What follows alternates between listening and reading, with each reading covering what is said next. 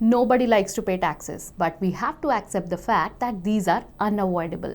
Centuries ago, in 1789, the founding father of US, Benjamin Franklin, said that nothing is certain except death and taxes. So coming to present, it is better to be aware of the taxes. This will help you in planning your investments better. Hello and welcome to our channel 5 Minute Finance by ET Money, where we talk about the basics of personal finance. So in today's video, we will understand what kind of taxes you have to pay when you invest in stocks. Now when it comes to stocks, certain taxes are levied on the profits that you make, while other taxes may apply during buy and sell of shares on the stock exchanges. So let's understand the 5 major taxes while investing in stock markets one by one. We'll start with the tax that is applicable when you make profit on selling stocks, called capital gains tax.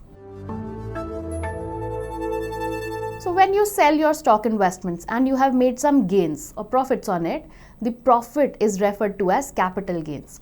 You have to pay some part of the profit as tax to the government. The tax rate depends on the holding period or how long you have held that stock. So the rule says that if you hold a stock for up to 12 months, your gains are called as short-term capital gains. And if you sell your stock investments anytime after 12 months of purchase, your gains are termed as long-term capital gains. Now, short-term capital gains are taxed at flat 15% and long-term capital gains are taxed at 10% on profits that exceed 1 lakh rupees in a financial year. Now, let's understand this with an example. Suppose Raj bought 500 shares of State Bank of India in May 2021 at a price of 350 per share. Now, after holding the stock for more than 2 years, he sold them at a price of 700 rupees per share.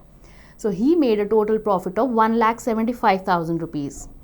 As he held these stocks for more than 12 months, the gains are termed as long-term capital gains.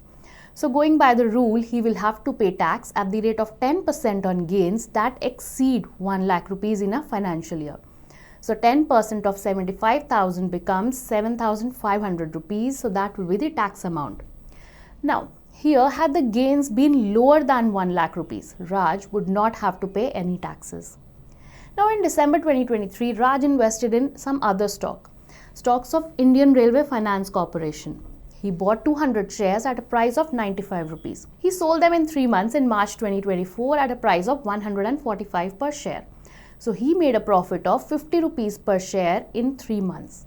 So Raj made a total profit of 10,000 rupees. Now, since the stock was held for lesser than 12 months, the gains will be treated as short-term capital gains and they will be taxed at a flat rate of 15%. The tax comes out to be 1,500 rupees. Now moving to another type of tax, that is tax on dividend. When a company decides to distribute a part of its profit to the existing shareholders, those distributed gains are called as dividends. Now, if you are receiving a company's profits as dividends, you will need to pay taxes on them.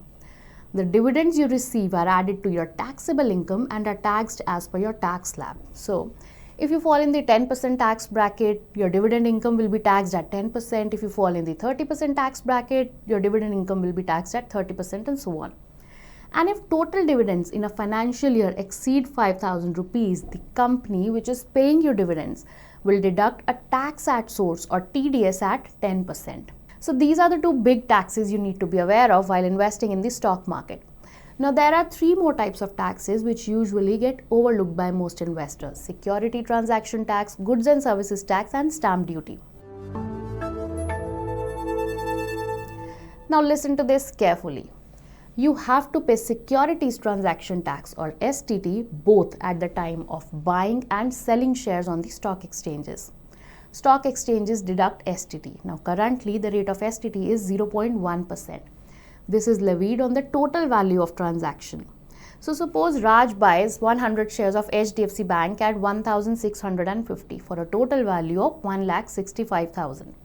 STT of 0.1 will be levied on the total transaction value of 1,65,000, which comes out to be 165 rupees.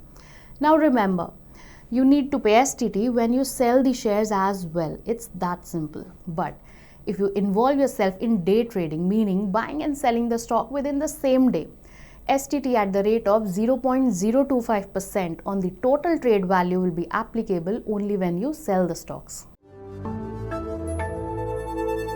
Now, the stock exchange is a place where you carry out sales and purchase transactions of stocks.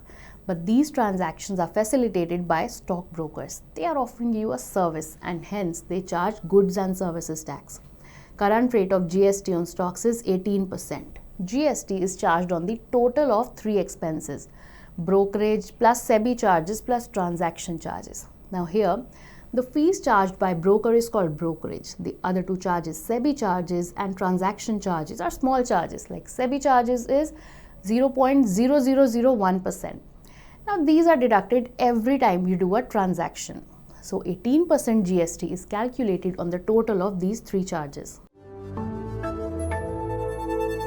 Now stamp duty applies whenever there is a sale or transfer of shares.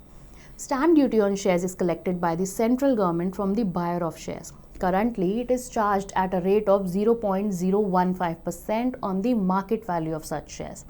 So effectively, you will pay a stamp duty of rupees 1.5 for every 10,000 rupees. In case of intraday trades, you will pay 0.003% as stamp duty.